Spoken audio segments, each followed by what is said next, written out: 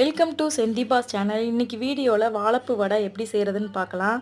நான் எப்படி செய்வேனோ அதுதான் உங்கள் கூட இன்றைக்கி ஷேர் பண்ணியிருக்கேன். ஒரு 200 கிராம் கடலப்பருப்பை எடுத்து ஒரு 2 ஹவர்ஸ் ஊற வச்சு கொரப்பாக அரைச்சி எடுத்து வச்சுருக்கேன். தண்ணி சேர்க்க வேண்டாம், லைட்டாக தெளித்து அரைச்சி எடுத்து வச்சுக்கோங்க. நார்மலாக நம்ம கடலப்பருப்பு வடை செய்வோம்ல, அது கரைக்கிற மாதிரி அரைச்சிக்கோங்க. அதுக்கப்புறம் ஒரு சின்ன சைஸ் வாழைப்பூவை எடுத்து க்ளீன் பண்ணி பொடிசாக கட் பண்ணி வச்சுருக்கேன். அதுக்கப்புறம் ஒரு பெரிய வெங்காயத்தை பொடிசாக கட் பண்ணி வச்சுருக்கேன். ஒரு பச்சை மிளகா கட் பண்ணி வச்சுருக்கேன். நீங்கள் உங்கள் காரத்துக்கு தகுந்த மாதிரி எடுத்துக்கோங்க.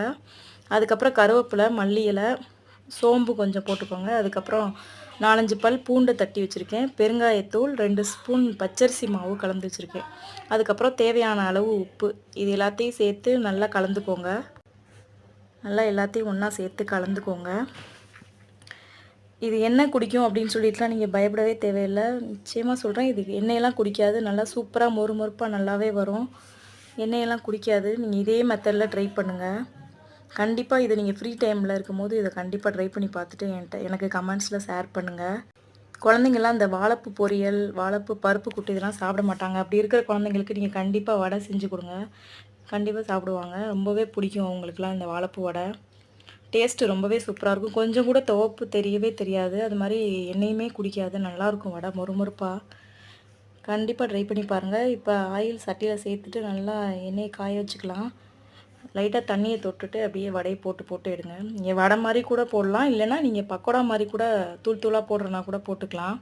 உங்களுக்கு எப்படி பிரியமோ அதே மாதிரி நீங்கள் போட்டுக்கோங்க. நல்லா செவக்க விட்டு அதுக்கப்புறமா திருப்பி போட்டுக்கலாம்.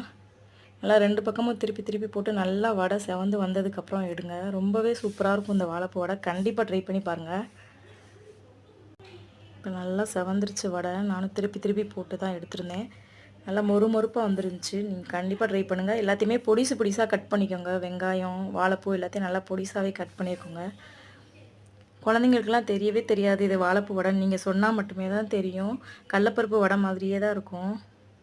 நீங்கள் இது வரைக்கும் ட்ரை பண்ணலைன்னா கண்டிப்பாக ட்ரை பண்ணுங்கள். வடை ரொம்பவே சூப்பராக வந்துருந்துச்சு. ஓகே ஃப்ரெண்ட்ஸ், இந்த வீடியோ பிடிச்சிருந்துச்சுன்னா லைக் பண்ணுங்கள், ஷேர் பண்ணுங்கள், கமெண்ட் பண்ணுங்கள், சப்ஸ்கிரைப் பண்ண மறந்துடாதீங்க. இன்றைக்கி நாங்கள் ஈவினிங் ஸ்நாக்ஸுக்கு இந்த வடை கூட டீ வச்சு சாப்பிட்டோம். நீங்களும் கண்டிப்பாக ட்ரை பண்ணி பார்த்துட்டு கமெண்ட்ஸில் ஷேர் பண்ணுங்கள் ஃப்ரெண்ட்ஸ். ஓகே ஃப்ரெண்ட்ஸ், இந்த வீடியோ பிடிச்சிருந்துச்சுன்னா லைக் பண்ணுங்கள். தேங்க்ஸ் ஃபார் வாட்சிங். பாய்.